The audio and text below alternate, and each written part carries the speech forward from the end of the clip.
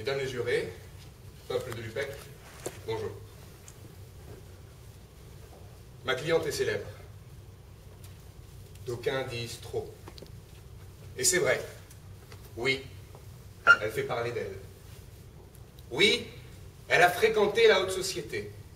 Et oui, sa grande beauté outrage les plus bigots d'entre nous. Ma cliente est Mona Lisa Gérardini. Nom de code, Comte. Joe Comte. Et nous sommes en 2012. Elle a 506 ans. Elle est fatiguée. Fatiguée de ce procès que mon contradicteur fait durer depuis bien trop longtemps. Et, lasse, elle plaide coupable. Oui, elle se moque de nous. C'est en conséquence avec une émotion toute particulière que je m'adresse à vous aujourd'hui en son absence. En son absence car, du fait de son grand âge, elle ne peut plus se déplacer. Parfois seulement, au prix du balai des centaines de petites mains qui travaillent au Louvre, elle peut voyager, de ça, de là, pareil à la feuille morte. En Amérique, où elle voit Kennedy, ou plus récemment en Arabie, mais elle retourne, fatalement, à chaque reprise, à la solitude de son appartement, 99 rue de Rivoli. Et je vais briser tous les préjugés que vous auriez sur son quartier. Car en effet, ma cliente vit dans l'insécurité. Son appartement, aussi immense qu'il soit, est régulièrement visité. Et par qui? Par nous. Nous dont elle se moque. Par nous. Et parfois par des étrangers. Des étrangers. Des gens qui ne payent même pas leurs impôts en France. Et à chaque fois, à chaque reprise, son droit, mon droit, notre droit est violé. Le droit à la vie privée. Des citoyens de contrées reculées qui viennent violer son intimité. Un droit fondamental consacré par le Code civil dans ses premiers articles, à l'article 9. Et que font-ils le plus souvent? Ils violent une deuxième droit, le droit à l'image. Ils la prennent en photo, ils la dévisagent, ils l'épient, ils la harcèlent. Ce droit protégé par toute la jurisprudence du XIXe siècle, ils le violent sans honte. Devons-nous laisser faire ça? Eux, faisant partie du grand nous depuis bien trop d'années, violent ce droit. Chaque jour, de chaque année. Ils vous diront peut-être qu'ils ne la violent que ponctuellement, chacun leur tour. Mais ne savons-nous pas qu'une suite de points infinis forme une droite? Cette violation est donc continue. Alors elle se moque de nous. Mais n'y a-t-il pas eu provocation? Les faits ne s'arrêtent pas là. En plus de violer continuellement son intimité, il bafoue son honneur, sa dignité, aussi protégée par et la jurisprudence et le droit civil. Encore une fois sans honte, et continuellement.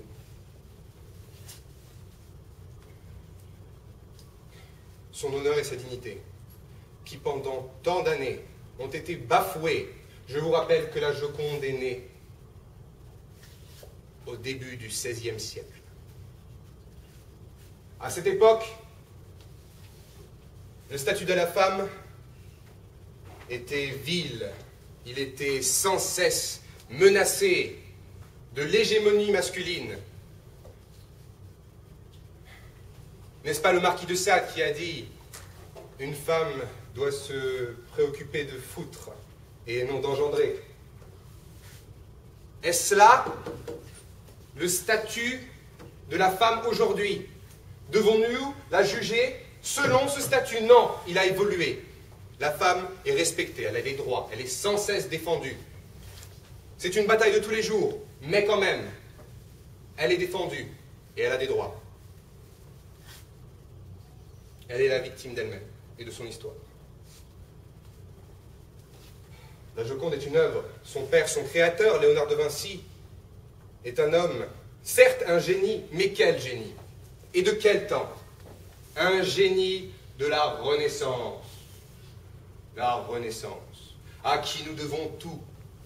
Mais qu'est-ce que la Renaissance? Est-ce ce temps de lumière face à l'obscurantisme? Non, c'est aussi un temps de folie. De folie dans la création et la curiosité. De génie, certes éclairé, mais fou. Qui était Léonard de Vinci, ce créateur qu'elle a dû subir? Qui était-il?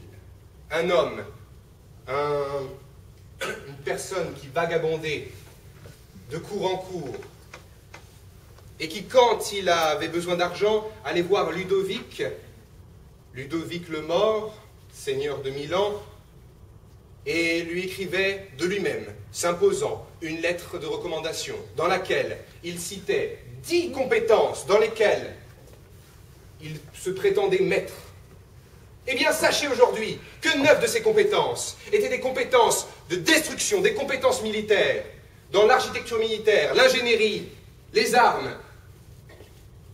Cet homme, qui a peut-être pas la Joconde, mais qui dans sa tête mûrissait les projets d'un tank, le premier tank de l'humanité, muni de canons, une arme circulaire et meurtrière, celui qui a inventé la première pour le fils du pape Borgia, le César Borgia, la première bombe à fragmentation, une bombe qui aujourd'hui est interdite par tous les traités onusiens et qui déchiquetait les soldats.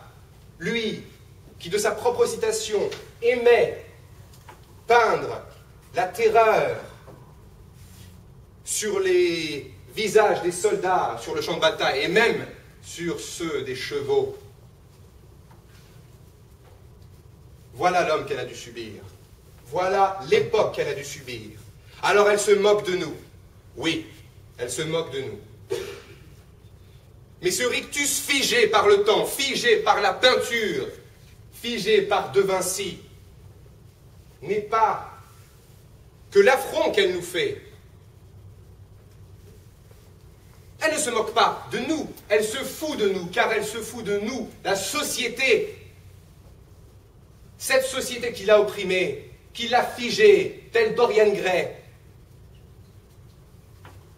Après s'être fiché d'elle, il l'a figée et elle se moque de nous. Dans un ultime élan, elle a eu ce petit sourire en coin.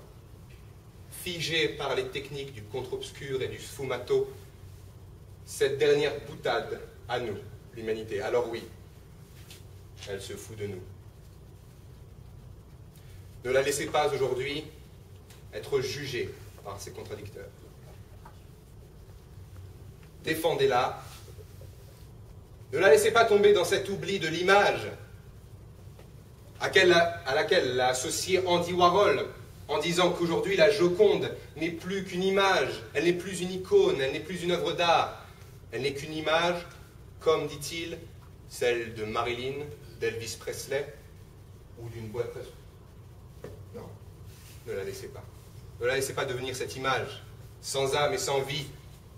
Cette image à laquelle on l'a associée, cette image qu'on a multipliée comme pour la tourner en dérision, même dans les moments les plus graves de sa vie, quand ce Populi, homme fou, en qui elle avait confiance puisqu'il travaillait au Louvre, l'a kidnappé et l'a rançonné, elle devint le sujet de discussion de tout un chacun dans Paris, dans le monde entier, que dis-je.